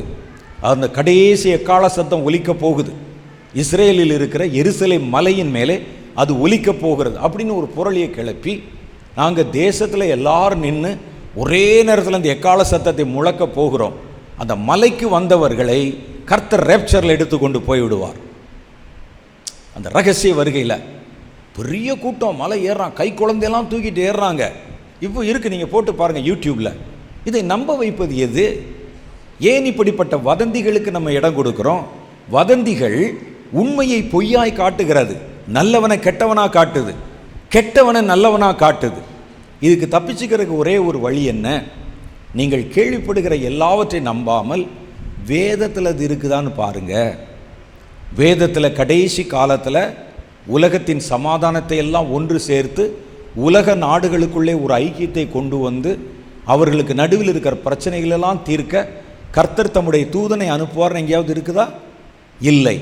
அதற்கு மாற்றாக வெள்ளை குதிரையில் ஏறிக்கொண்டு ஜனங்கள் நடுவிலே பொய்யான சமாதானத்தை காட்டுவதாக அந்தி கிறிஸ்து புறப்பட்டு வருவதை வெளிப்படுத்தின விசேஷம் நமக்கு காட்டுது. அப்போ ஒரு காரியம் சொல்லப்பட்டதை உடனே நம்பிராதீங்க. அதில் சோஷியல் மீடியாவில் சொன்னால் நம்பிராதீங்க. திடீர்னு ஏதாவது ஒரு பச்சைலையை காட்டி இது நீங்கள் அரைச்சி தலையில் வச்சா முடி காடாக வளரும்னு சொல்லி ஒரு 10 பேர் முடி விரிச்சு போட்டு நிற்பான். வாங்கி தேய்ச்சிங்க, இருக்கிறதும் போய் வழுக்கு பாற மாதிரி ஆயிடுவீங்க. ஏன்னா என்னென்ன ஆளாளுக்கு பேசுவார்கள், நீங்கள் பார்த்துருப்பீங்களே. இதெல்லாம் அப்படி இருந்துச்சுன்னா இன்னொரு குரூப்பு திட்டமிட்டே சாத்தானுடைய கிரியைகளை தேவனுடைய கிரியைகள் போல காட்டுறவங்க இருக்கிறாங்க. இதற்கு ஒரே ஒரு மாற்று என்ன? இந்த காலத்தை அறிந்து கொண்டால் இந்த காலத்தை குறித்து வேதம் என்ன சொல்லுதுன்னு பார்க்கணும். வேதத்தில் இருந்தால் ஏற்றுக்கொள்ளணும், வேதத்தில் இல்லாவிட்டால் ஏற்றுக்கொள்ளக்கூடாது. கொஞ்ச நாளில் சமூக வலைத்தளத்தில் போடுவாங்க, இயேசு இங்கே இருக்கிறார், நான் பார்த்தேன். ஒரு 10 பேர்கிட்ட மைக்க நிட்டோன்னே சாட்சி சொல்லுவான், ஆமாம் நான் கூட பார்த்தேன், ஒரு நீளமாக தாடி வளர்த்துருந்தார், திடீர்னு தோன்றினார், மறைந்தார், இந்த மலையில் இந்த கல்லில் தான் உட்கார்ந்தார், கிளம்பிடுவாங்க உடனே வாழ்க்கை. இயேசு அதைத்தான் அன்றே நமக்கு சொன்னார். கடைசி காலம் என்பது வதந்திகளை பரப்புவதும் பரப்பின வதந்திகளை நம்ப வைப்பதும் அதை தீவிரமாய் நம்புவதும். அப்போ நம்முடைய பிள்ளைகளுடைய வாழ்க்கை என்னாகும் யோசிச்சு பாருங்க. அவர்கள் தேவனுடைய நம்பிக்கையிலிருந்து திரும்பி விடுவார்கள். சபையில் நின்றுட்டு பேசுகிறான், கிறிஸ்தவ பாட்டில் என்னையா இருக்குது, ராகமும் இல்லை தாளமும் இல்லை, அதில் ஒரு சுவை இல்லை. நிறைய பேர் நினைத்து கொண்டிருக்கிறார்கள் கிறிஸ்தவ பாடல்கள் அதில் தான் நல்ல கருத்துக்கள் இருக்குன்னு. ஏன் சினிமா பாட்டில் எவ்வளோ தத்துவ பாடல் இல்லையா? நல்ல நல்ல கருத்துக்களை சொல்லுகிற பாடல்கள் இல்லையா? நமக்கு புத்திமதி சொல்கிற பாடல் இல்லையா? ஏன் அவைகளை சபையில் பாடக்கூடாதுன்னு ஒரு போதகர் கேட்குறார். ஏன் சபையில் பாடக்கூடாது? நல்ல தத்துவ கருத்து இருக்குதே, அந்த கருத்துக்கள் இருக்கிற பாடலை பாடலாமே. அவர் பாடுறார், பாடி நல்ல இசைக்கருவிகளோடு வச்சு இந்த பாட்டை பாடு, இந்த பாட்டுக்கு அர்த்தம் என்ன தெரியுமா, இது அப்படின்னு சொல்லி பைபிள்லேருந்து 2 வாரத்து அன்று இது இந்த படத்தில் இந்த இசையமைப்பாளர் இசையமைத்த ஒரு பாடல். உடனே ஜனங்கள் நம்புகிறாங்க. நம்பிட்டு அடுத்த முறை பார்த்திங்கன்னா அந்த சபையிலே அந்த சபை போதகர் திரைப்பட பாடல்களை பாடும்போது சபையே சேர்ந்து பாடுது. எல்லாரும் போய் பாட்டு புஸ்தகம் வாங்கி ராகத்தை மனப்பாடம் பண்ணி பாடிட்டு உள்ளே வந்து பாடுகிறார்கள். அவங்க என்ன சொல்கிறாங்கன்னா, கருத்துக்கள் எல்லாவற்றிலும் ஒன்று, அதிலும் கிறிஸ்தவ மதத்தில் இருக்கிற கருத்துக்கள் ஒரு சில கருத்துக்கள் மாத்திரம்தான் அதில் இருக்குது. ஆனால் இது சமுதாயத்தில் இருக்கிற பல்வேறு தரப்பட்ட தத்துவங்களையும் கருத்துக்களையும் திரைப்பட பாடல் சொல்லுது, ஏன் பாடக்கூடாது? ஒரு யூடியூப்பில் பார்த்தேன், ஒரு போதகர் ராப்போஜனம் கொடுக்குறார். ராப்போஜனம் கொடுக்கும்போது ஒரு சோக பாட்டு, சமீபத்தில் சினிமா பாட்டான் அது, அந்த பாடலை இசைக்குழுவினர் பாடுகிறார்கள். பாஸ்டர் மனம் உருகி அழுகிற மாதிரி பாடுறார். அது பாடின உடனே உள்ளே இறங்கி ராப்போஜனம் கொடுக்குறாங்க, கிறிஸ்துவின் அப்பம். இதை பற்றி நீங்கள் என்ன நினைக்கிறீங்க? அதில் தத்துவம் இருக்கிறது என்பதற்காக அதை சபையிலே பயன்படுத்தலாமா? வேதம் சொல்லுகிறது இதெல்லாம் கடைசி காலத்தில் வரும், பொய்யானது உண்மை என்று நம்ப வைப்பாங்க. வேதம் சொல்லுகிறது அந்நிய அக்கினியை தேவாலயத்துக்குள்ளே கொண்டு வராத. அது என்ன அந்நிய அக்கினி? அந்நிய அக்கினியை கொண்டு தேவனுக்கு ஆராதனை செய்யாத. அப்படி செய்கிற ஆசாரியன் கல்லெறிந்து கொல்லப்பட வேண்டும். கர்த்தருடைய வார்த்தை. அந்நிய அக்கினின்னா என்ன? தேவாலயத்தில் எப்பொழுதும் எரிந்து கொண்டிருப்பதற்கு ஒரு நெருப்பை ஏற்றுவார்கள். அது ஒரு பெரிய அக்னி குண்டத்தில் நெருப்பு எரிந்து கொண்டே இருக்கும். அந்த நெருப்பை ஏற்றுவதற்கு முன்னால் தீர்க்கதரிசி மோசே, ஆரோன் இவர்கள் எல்லாம் அந்த நெருப்பையும் நெருப்பு கட்டையும் பிரதிஷ்டை பண்ணி, நெருப்பை பிரதிஷ்டை பண்ணி தேவன் அவர்களுக்கு இதெல்லாம் கற்றுக் கொடுத்தார். இப்படிலாம் செய்யணும், இந்த எண்ணெயை ஊற்றணும். அந்த நெருப்பை முதல்ல ஏற்றி வைப்பாங்க. அந்த தேவாலய நெருப்பு, இந்த ஆசாரியர்களுடைய பிள்ளைகளுக்கு என்ன வேலை, ஆசாரிய கூட்டத்துக்கு என்ன வேலைன்னா, அந்த தீயை அணையாமல் பார்த்து கொள்ளணும். அதில் கட்டைகளை போட்டுக்கிட்டே இருக்கணும். ஒரு நாள் கூட அணையக்கூடாது. நெருப்பு எப்போவுமே அதில் இருக்கணும், தேவாலய நெருப்பு. இந்த நெருப்பை எடுத்து தான் தேவாலயத்தில் செய்யப்படுகிற நெருப்பு சம்பந்தமான எல்லா வேலைக்கும் பயன்படுத்தணும். ஒரு தேவாலயத்தில் இருக்கிற தீபத்தை எரிக்கன்னா கூட இதிலிருந்து தீயை வச்சு தான் எரிக்கணும். அங்கே நம்ம கொடுக்கக்கூடிய சர்வாங்க தகன பலி, தகனம் பண்ணுகிற பலி, தகனம்னா எரியூட்டுவது, தகன பலி, இந்த பலிகளை செலுத்தும் போது தேவாலயத்தினுடைய நெருப்பை தான் வைத்து அந்த பலியை செலுத்த வேண்டும். வேற நெருப்பு கொண்டாந்துடக்கூடாது. அப்போ கர்த்தர் சொல்கிறார், ஒருவேளை இந்த ஆசாரியர்களுடைய அஜாக்கிரதையினால தீ ஏற்ற முடியாமல் போச்சு, அணைஞ்சு போச்சு, ஆனால் இன்றைக்கி ஒரு சர்வாங்க தகன பலி செலுத்தணும், என்ன செய்வது என்று ஒரு நிலைமை வந்துச்சுன்னா, நீ அக்கம் பக்கத்தில் போய் வீட்டில் கடன் வாங்கிட்டு வந்து கொஞ்சம் தீ கொடுங்கன்னு நெருப்பை வாங்கிட்டு வந்து உள்ளே போடக்கூடாது. அப்படி எரியூட்டுகிற நெருப்புக்கு பேர் தான் அந்நிய அக்கினி. இந்த அந்நிய அக்கினியை கொண்டு வந்து தேவாலயத்தில் எரியூட்டுகிறவன் சபிக்கப்படட்டவன், அவன் கல்லெறிந்து கொல்லப்பட வேண்டும் என்பது தேவனுடைய தீர்ப்பு. பார்த்தா ரெண்டுமே தீ தான். நம்ம என்ன சொல்லுவோம், தேவாலயத்து தீயில கையை வச்சாலும் கை சுடுது, அந்த வெளியேருந்து கொண்டு வந்த தீயில கை வச்சாலும் கை சுடுது, இதுலையும் சமைக்க முடியும் அதுலேயும் சமைக்க முடியும், தீ தானங்க என்று நம்ம சொல்லுகிறோம். ஆனால் வெளித்தோற்றத்துக்கு தீ மாதிரியே இருந்தாலும் அது தேவனுக்குரியது என்றும் அந்நியமானது என்றும் கர்த்தருடைய கண்கள் அதை வேறு பிரித்து பார்க்கிறது. இது பிரதிஷ்டை பண்ணினது, இது அபிஷேகம் பண்ணப்பட்டது, இது கர்த்தருக்குரியது. இது ரெண்டுமே பாட்டு தான். இப்போ பிரதர் பாடுறாரு, சிஸ்டர் பாடுறாங்க, அதுவும் பாட்டு தான். சினிமாவில் பெரிய பெரிய பாடல்கள் பாடுறான், அதுவும் பாட்டு தான். அதுலேயும் ராகம் இருக்குது, அதுலேயும் தாளம் இருக்குது, அதுலேயும் சுதி இருக்குது, எல்லாம் இருக்குது. ஆனால் இது வேற, அது வேற. இது தேவனுடைய ஆவியினால் நிரப்பப்பட்டது, இது தேவாலயத்தில் பயன்படுத்துவதற்காக தேவனால் அருளப்பட்டது, தேவாலயத்தில் எரிகிற நெருப்புக்கு சமானமானது. ரெண்டும் தீதானன்னு சொல்லிட்டு நீங்கள் பாட்டு உள்ளே கொண்டு வந்துடக்கூடாது. ரெண்டும் பாட்டு தானங்க, ரெண்டுலையும் கருத்து இருக்குன்னு உள்ளே கொண்டு வந்துடக்கூடாது. இது நான் சொல்லலை, கர்த்தருடைய வேதம் சொல்லுகிறது. அப்போ இதெல்லாம் நம்ம எப்படி கண்டுபிடிக்கிறது? அப்போ நம்ம சுற்றிலும் நமக்கு சொல்லப்பட்டு கருத்தேற்றம் பண்ணி வைக்கிறாங்க பாருங்க, நம்ம நம்ப வைக்கிறாங்களே. இந்த விஷயங்களில் வெகு கவனமாக நடக்கணும். அதனால தான் நம்ம காலத்தை முதலில் அறிந்து கொள்ளணும். நம்ம வாழ்கிற காலத்தை அறிந்து கொண்டு, இது கடைசி காலம்னு சொன்னால் கடைசி காலத்தில் என்னென்னலாம் நடக்கும்னு பைபிள் அந்த காலத்தை குறித்து நீங்கள் படிச்சிங்கன்னா அதில் நடக்கக்கூடிய நிகழ்வுகளை எல்லாம் கர்த்தர் சொல்லிடுவார். எல்லாம் கர்த்தர் சொல்லிடுவார். யுத்தங்களை கேள்விப்படுவீர்கள், யுத்தங்கள் நடக்கும். அதே காலத்தில் அடுத்து என்ன வரும்? பஞ்சங்களை கேள்விப்படுவீர்கள், கொள்ளை நோய்களை கேள்விப்படுவீர்கள். கர்த்தர் சொன்ன அடுக்கடுக்கான காரியங்கள் அங்கே காட்டப்படும். வேதத்தில் இந்த இடங்களில் மாத்திரம் இல்லை, பழைய ஏற்பாட்டில் சொல்லப்பட்ட பல தீர்க்க தரிசனங்களில், எரேமியாவின் தீர்க்க தரிசனங்களில், எசேக்கியேலின் தீர்க்க தரிசனங்களில், சகரியாவின் தீர்க்க தரிசனங்களில் கடைசி காலத்தை குறித்த பல நிகழ்வுகள், தானியேலுடைய தீர்க்க தரிசனத்தில் கடைசி காலத்தை குறித்த பல நிகழ்வுகள் காட்டப்பட்டிருக்கிறது. அப்போ இந்த கடைசி காலத்தை அறிகிற அறிவு கர்த்தருடைய பிள்ளைகளுக்கு ரொம்ப முக்கியம்.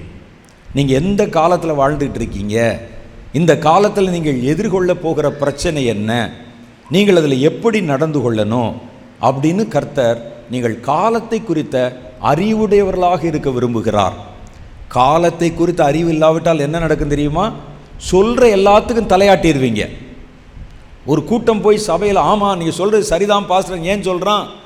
அவனுக்கு பைபிள் தெரியாது, இந்த காலம் நம்ம என்ன காலத்தில் வாழ்கிறோம் தெரியாது, இந்த காலத்தினுடைய வஞ்சகம் என்னன்னு தெரியாது, சத்துரு எப்படி உள்ளே வருவான்னு தெரியாது. இது வதந்திகளை நம்புகிற காலம், அந்தி கிறிஸ்துவின் ஆவி தீவிரமாய் கிரியை செய்கிற காலம். தேவனுடைய சபைக்குள்ள அந்தி கிறிஸ்து பாருங்க, அதுலேயும் கிறிஸ்து இருக்கு. கிறிஸ்து இருக்குங்கிறக்காக உடனே நீங்கள் நம்பிடக்கூடாது, அது உண்மையிலே கிறிஸ்து தானான்னு பார்க்கணும். அப்போ எல்லாம் நமக்கு பார்க்கும்போது வதந்திகளை பரப்புவாங்க. இயேசு வீட்டில் இருக்கிறாருன்னு சொல்லுவாங்க, அங்கே இருக்கிறார் இங்கே இருக்கிறாருன்னு சொல்லுவாங்க, இயேசு வந்துட்டாருன்னு சொல்லுவாங்க, வந்துட்டு போயிட்டாருன்னு சொல்லுவாங்க. இப்படி பல்வேறு விதமான வதந்திகளை பரவச் செய்கிற ஒரு காலம். இந்த வதந்திகளுக்கு நீங்கள் இடம் கொடுத்துடக்கூடாது. எப்போவுமே தேவனுடைய பிள்ளைகளை விட, பரலோகத்தின் புத்திரர்களை விட உலகத்தின் ஜனங்கள் ரொம்ப கிளவராக இருப்பான், புத்திசாலியா. ஆண்டவரே சொன்னார் இதை, அப்படிதானே சொல்லியிருக்கிறாரு. உங்களை விட உலகத்து மக்கள் அவன் ரொம்ப ஞானம் உள்ளவனாக இருக்கிறான். அவர்கள் ரொம்ப ஞானமாக உங்களை நம்ப பண்ணுவதில் கவனமாக இருப்பாங்க. அவர்கள் சொல்லுவது லாஜிக் மாதிரி கரெக்டு தானேன்னு தெரியும். இது வரைக்கும் இந்த மதவாதிகள் நம்மை இதெல்லாம் நம்ப விடாமல் இதை பார்க்காத, தொடாத, தீண்டாத, பாடாத அப்படின்னு சொல்லி வச்சுருந்தாங்களே. எவ்வளோ பாட்டை நம்ம மிஸ் பண்ணிட்டோம். இதெல்லாம் தேவனுடைய ஆலயத்தில் பாடி, இவர் பாடின பாட்டு, அவர் பாடின பாட்டு, எல்லா பாடல்களை பாடி மகிழ்ந்திருக்கலாமே. லாஜிக் மாதிரி தெரியும் நமக்கு. அப்போ இவைகளை காலம், நம்ம எந்த காலத்தில் இருக்கிறோம்? இது கர்த்தருடைய பெயரை வைத்து வஞ்சகங்களை பெருக பண்ணுகிற காலம். இயேசுவின் பெயரை வைத்து கிறிஸ்தவர்களை வஞ்சிக்கிற காலம். ஊழியக்காரன் மாறி கர்த்தரை விட்டு நம்மை வேறு பிரிக்கிற ஜனங்கள் எழும்புகிற ஒரு காலம். அவன் என்ன செய்வான்? என்னோடு சேர்க்காதவன் சிதறடிக்கிறான் என்று வேதம் சொல்லுது. என் கூட ஒருத்தன் சேர்க்கலை அப்படின்னா அவன் மந்தையை சிதறடிக்கிறான். யார் சிதறடிப்பா? சத்துரு பக்க வழியாக ஏறி அவன்தான் மந்தையை சிதறடிக்கிறவன். அப்போ ஒரு ஊழியக்காரனை பார்த்த உடனே, அடே அப்பா எவ்வளோ அழகாக இருக்கிறாரு, டை கட்டியிருக்கிறாரு, கோட்டு போட்டிருக்கிறாரு, நுனி நாக்கில் இங்கிலீஷ் பேசுகிறாரு, எவ்வளோ அப்படின்னா நம்ம யோசிக்கக்கூடாது. அவருடைய ஊழியம் கடைசியில் எங்கே போய் முடியுதுன்னு நம்ம யோசித்து பார்க்கணும். ஏனென்றால் இந்த காலத்தில் ஆட்டுத்தோலை போர்த்து கொண்டு ஊழியக்காரன் மாதிரியே வருவான். அப்போ நம்ம எப்படி கண்டுபிடிக்கிறது? ரொம்ப ஞானமாக பேசுகிறான் ஐயா, ரொம்ப அழகாக பேசுகிறானே, எப்படி கண்டுபிடிக்கிறது? அவனுடைய ஊழியத்திலே ரட்சிக்கப்பட்டால் ஊழியம் ஜனங்களை கடவுளிடத்தில் சேர்க்குதா, அவங்கிட்ட சேர்க்குதான்னு நீங்கள் பார்க்கணும். இவர்கள் பெரும்பாலும் என்ன செய்வாங்கன்னா, ஜனங்களை தங்களிடத்தில் சேர்த்து கொள்ள விரும்புவாங்க. என்னை பின்பற்றணும். அவங்களை எப்படி கண்டுபிடிக்கலாம்? நீங்கள் அவர்களை தாண்டி வேற யாருடைய ஊழியத்தையாவது நீங்கள் பார்த்துட்டிங்கன்னா கோபம் வந்துடும் இந்த பாஸ்டருக்கு. நீங்கள் எல்லாம் என் கட்டுப்பாட்டில் தான் இருக்கணும், அதை கேட்கக்கூடாது. இங்கே வருகிறவர் ஏன் அங்கே போகிற, அங்கே வர்றவன் ஏன் இங்கே போகிற? நீங்கள் இயேசுவோட என்கிட்ட வாங்க, நான் என்கிட்ட எல்லாவற்றுக்கும் தீர்வு இருக்குது. அப்போ ஒருவன் ஒரு ஜனத்தை, ஒரு மனிதர்களை கடவுளிடத்திலே சேர்க்கலைன்னா அவன் கள்ள ஊழியக்காரன். இதான் பிரதானமான அடையாளம். நீங்கள் ஒரு வார்த்தையை கேட்கும்போதே கர்த்தர் மேலே உங்களுக்கு பயம் உண்டாகணும், அவர் மேலே உங்களுக்கு அன்பு உண்டாகணும், அவர் மேலே ஒரு பக்தி உண்டாகணும். என் மேலே உங்களுக்கு பக்தி உண்டாகக்கூடாது. நாங்கள் எங்களை பற்றி காமிச்சு பாருங்கள், நான் அங்கே போனேன், எதை செஞ்சேன், இங்கே போனேன், மலையை வளைச்சேன், வில்லா ஒடிச்சேன் அப்படின்னு காமிச்சா என்னுடைய பிம்பம் உங்களுடைய மனசில் அப்படி பெருசாக வரும். அப்பா இவர் இயற்கைக்கு மேற்பட்ட ஆள் போல இருக்கே, இவர் கை வச்சா எல்லாம் ஓடிடும் போல இருக்கே. யார் சொன்னது உங்களுக்கு? கர்த்தருடைய ஆவியானவர் தான் விடுதலை கொடுக்கிறவர், மனிதன் ஒரு டூல் தான். அப்போ அதை வச்சுட்டு மிரட்டுவாங்க சிலர். என்னை கர்த்தர் ஒரு தீர்க்க தரிசன ஊழியத்துக்கு அழைத்திருக்கிறார். ஆனால் தீர்க்கதரிசி என்றால் இந்த கடைசி காலத்தில் ஏதோ பெரிய ஊழியக்காரர் வானத்திலேருந்து குதிச்சவர் நினைப்பாங்க. உண்மை அது அல்ல. நீங்கள் பைபிளில் படித்து பார்த்தீங்கன்னா தீர்க்கதரிசிகள் தான் நைய புடைக்கப்பட்டிருக்கிறாங்க, சமுதாயத்தில் விரட்டப்பட்டிருக்கிறாங்க, பைத்தியக்காரர்கள் என்று துரத்தப்பட்டிருக்கிறாங்க. அவர்களை ஏற்றுக்கொள்வார் இல்லாமல் அவர்களை ஜெயிலில் போட்டிருக்கிறான், கொலை பண்ணி இருக்கிறானுங்க.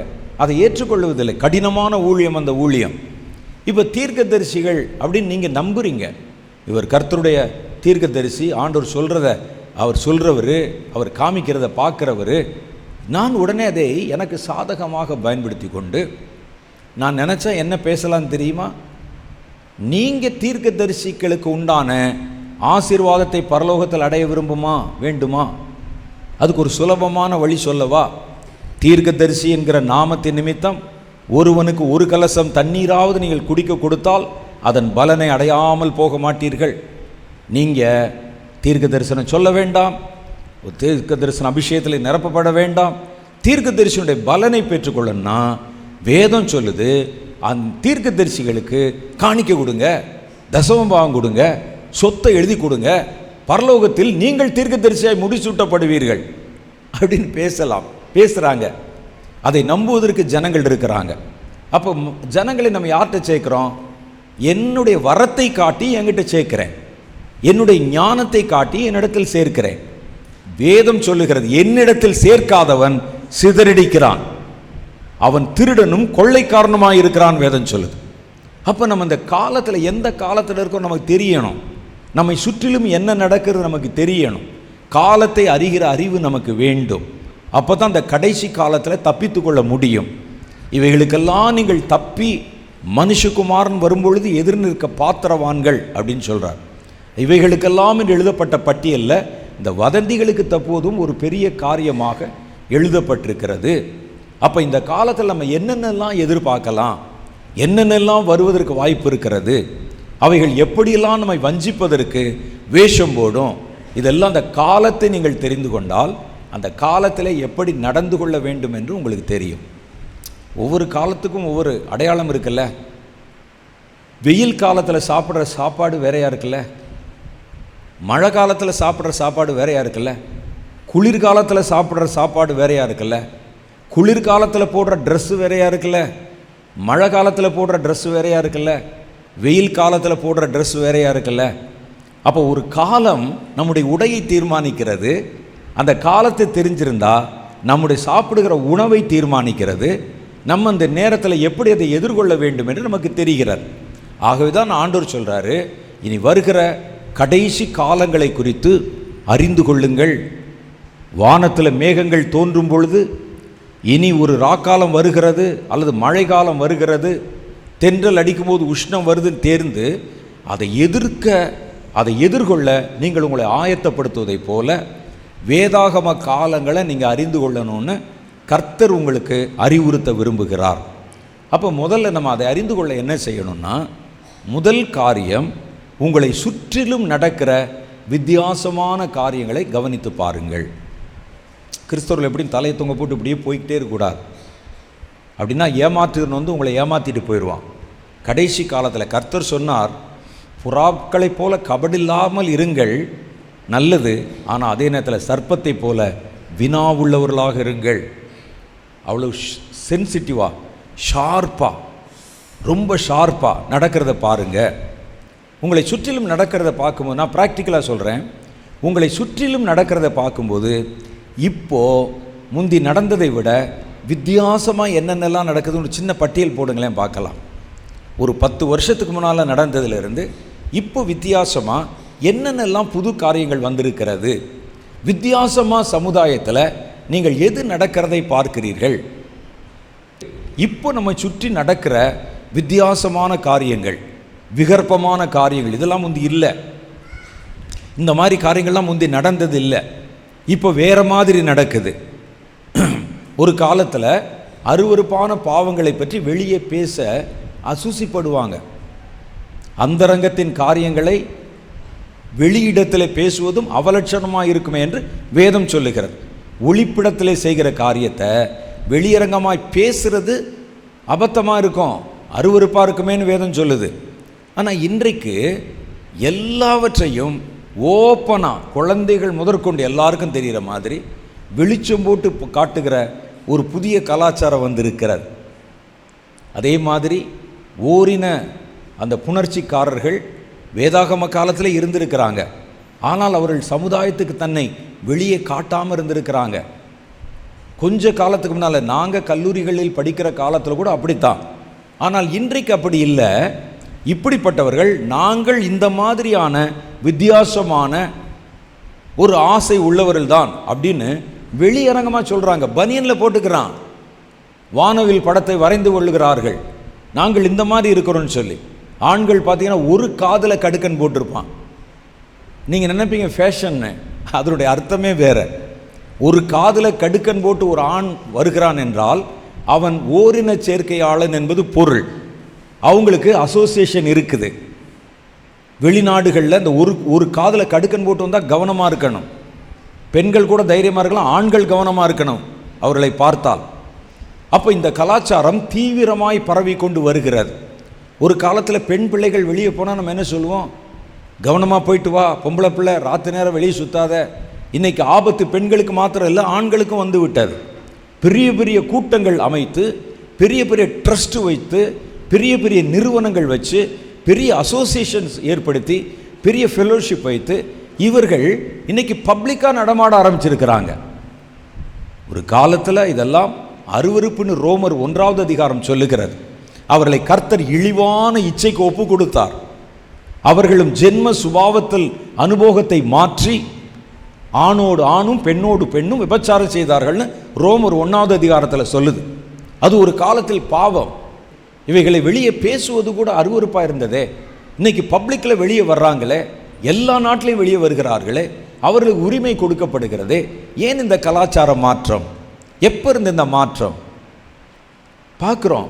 இன்னைக்கு பொய் சொல்லுகிறவன், திருடன், அவர்கள் ஜனங்களால் ஏற்றுக்கொள்ளப்படுகிறார்களே.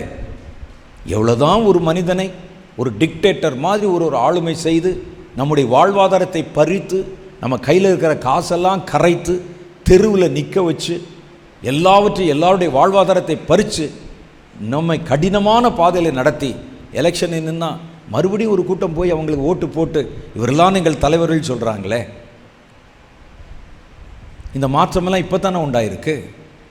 உலக நாடு முழுசுலையுமே வில்லன் மாதிரி இருக்கிறோன்னா ஹீரோ மாதிரி கொண்டாடுறாங்களே. இவைகளை ஏற்றுக்கொள்ளுகிறார்களே. பொய் சொன்னால் நம்புகிறானே, பொய்யை பேசினா நம்புகிறார்கள், பொய்யான வாக்குறுதிகளை சொன்னால் நம்புகிறார்கள். இதெல்லாம் பார்த்தீங்கன்னா சமீபத்தில் உண்டாகிற மாற்றங்கள். நான் 1-2 உங்களுக்கு நான் சொல்லியிருக்கிறேன். நீங்கள் கொஞ்சம் உட்காந்து யோசிச்சு பாருங்கள். கொஞ்சம் வயசானவங்க, கொஞ்சம் நடுத்தர வயதை தாண்டினவர்கள், உங்கள் காலத்தில், உங்கள் வாலிப காலத்தில் நீங்கள் பார்த்த காட்சிகளுக்கும் உங்கள் பிள்ளைகள் வாலிபர்களாக இப்போ பார்க்குற காட்சிகளுக்கும் எதிர்கொள்ளுகிற பிரச்சனைக்கும் என்ன வித்தியாசம்னு பாருங்கள். இன்றைக்கி எதெல்லாம் புதுசாக வந்திருக்குதுன்னு பாருங்கள். எதெல்லாம் மாறி போயிருக்குன்னு பாருங்கள். அப்போ இதெல்லாவற்றையும் சுற்றிலும் நடக்கிறவைகளை கவனித்து பாருங்கள். மதத்துக்குள்ளே என்ன நடக்குது, சபைக்குள்ளே என்ன நடக்குது, சுற்றிலும் நடக்கிறவைகளை கவனித்து பார்த்து அந்த மாற்றத்துக்குண்டான காரணத்தை, பதிலை வேதத்திலே தேடுங்க. வேறு எதுலையும் தேடாதீங்க. நீங்களா யோசிக்காதீங்க, ஓ இதனால இப்படி இருக்குமோ, அப்படி இல்லை. ஒரு காரியத்தை நீங்கள் பார்த்துட்டா வித்தியாசமாக இப்படி ஒன்று புதுசாக வந்திருக்குதே, ஒரு புது கலாச்சாரம் வந்திருக்குதே, ஒரு புதிய காரியத்தை சொல்கிறாங்களே, இது ரொம்ப ட்ரெண்டாக தீயாக பரவி கொண்டு வருகிறதே, வேதத்தில் இதை பற்றி என்ன சொல்லியிருக்கு, வேதத்தில் தேடுங்க. அதை வேதம் நிராகரித்தால் நிராகரித்து விடுங்கள். வேதம் அதை குறித்து உங்களை எச்சரிக்கை செய்தால் அதில் எச்சரிக்கையாக இருங்கள். காலத்தை குறித்து அறிகிற அறிவு நமக்கு வேணும். கண்டிப்பாக வேதம் சொல்லுகிறது. கிறிஸ்தவர்கள் எப்போ அலர்ட்டாக இருக்கணுமா? வேதம் சொல்லுது மத்தேயு 24:15 பாழாக்குகிற அருவருப்பை குறித்து தானியேல் தீர்க்கதரிசி சொல்லி இருக்கிறானே. மத்தேயு 24:15 பாழாக்குகிற அருவருப்பு பிசாச குறித்து தானியேல் தீர்க்கதரிசி சொல்லி இருக்கிறானே. வாசிக்கிறவன் சிந்திக்க கடவன். நம்மில் நிறைய பேர் வாசிக்கிறவங்க இருக்கிறோம், சிந்திக்கிறவர்கள் குறைவாக இருக்கிறோம். வாசிக்கிறவன் சிந்திக்க கடவன். அந்த பாழாக்கும் அருவருப்பு பரிசுத்த ஸ்தலத்திலே நிற்க காணும்போது, கடைசி காலத்தின் அடையாளம் இந்த அருவருப்பானவைகள் பரிசுத்த ஸ்தலத்திலே நிற்க காணும்போது உடனே அந்த இடத்தை விட்டு ஓடிப்போங்க, தேசத்தை விட்டு ஓடிப்போங்க, அந்த இடத்தை விட்டு வெளியே வந்து விடுங்கள். இன்னைக்கு எங்கெங்கெல்லாம் பாழாக்குகிற அருவருப்பு, எது முதல்ல பரிசுத்த ஸ்தலம்? தேவனை குறித்து அறிவிக்கிற இந்த ஆல்டர் ஒரு பரிசுத்த ஸ்தலம். சபைகளில் தேவனை ஆராதிக்கிற இடம் பரிசுத்த ஸ்தலம். ஊழியங்கள் பரிசுத்தமான தேவனுடைய பிள்ளைகள் இருக்கிற ஸ்தலம். தேவனை ஆராதிக்கிற தேவனுடைய வீடு, ஜெப வீடு பரிசுத்த ஸ்தலம். இங்கெல்லாம் பாழாக்குகிற அருவருப்பு வந்து நிற்கிதான்னு பாருங்க. வந்து நின்றுச்சுன்னா நீங்கள் பாரம்பரியத்தை பற்றி பேசிகிட்டு இருக்காதீங்க. நாங்கள் எத்தனையோ வருஷம் இங்கே குப்பை கொட்டி கொண்டிருக்கிறோம், இதில் என்ன நடந்தாலும் சரி நாங்கள் இந்த இடத்த விட்டு வெளியே போக மாட்டோம். எங்கள் போதகர் அருவருப்பை பேசினாலும் சரி, அருவருப்பை பிரசங்கம் பண்ணாலும் சரி, அருவருப்பை குறித்து அவருக்கு சாதகமாக பண்ணாலும் சரி, இல்லை. வேதம் சொல்லுது அவைகள் நிற்க காணும் பொழுது ஜாக்கிரதைப்படுங்கள், கடைசி காலத்தில் வந்துட்டோம் அப்படின்னு. அப்போ இவைகளை நாம் எப்படி எதிர்கொள்வது? தேவனுடைய காரியத்தில் அதை எதிர்கொள்ளுகிற பகுத்தறிகிற ஞானத்தை எப்படி பெற்றுக்கொள்வது? இது கடைசி கால தேவனுடைய பிள்ளைகளுக்கும் கடைசி கால குடும்பங்களுக்கும் மிகவும் அத்தியாவசியமான காரியம். கர்த்தர் இந்த நாட்களில் நம்ம ஒவ்வொரு சாத்தானுடைய கிரியைகளையும் தேவனுடைய கிரியைகளையும் பகுத்து எதை பின்பற்ற வேண்டும், எதை விட்டு விலக வேண்டும் என்று தெரிந்து கொள்ளுகிற புதிய ஞானத்தையும் புதிய அபிஷேகத்தையும் இந்த நாட்களிலே பெற்றுக்கொண்டு இந்த இடத்தை விட்டு கடந்து போக போகிறோம். அல்லேலூயா. வெளியே பார்த்தா எல்லாம் ஒன்று மாதிரி தான் இருக்கும். உள்ளே நுழைஞ்சு பார்த்தா தான் எது தேவனுடையது எது சாத்தானுடையது என்று தெரியும். அதை தெரிந்து கொள்ளுகிற ஒரு தேவனுடைய வல்லமை, புதிய கண்கள், புதிய தரிசனம், புதிய பார்வை, இதை குறித்து அறிந்து கொள்ளத்தான் கர்த்தர் இந்த நாட்களிலே நாம் ஆரம்பித்திருக்கிற முதல் கூட்டத்தில் கர்த்தர் உங்கள் ஒவ்வொருவரையும் கடைசி காலத்தினுடைய வஞ்சகங்களை பார்க்கும் கண்களை பிரகாசமாய் திறக்க போகிறார். கர்த்தர் உங்களை எவனும் வஞ்சிக்க கூடாதபடி கடைசி காலத்தின் உணர்வுள்ள ஆவியினால் கர்த்தர் உங்களை நிரப்ப விரும்புகிறார். பெரிய காரியத்தை செய்வார். அல்லேலூயா.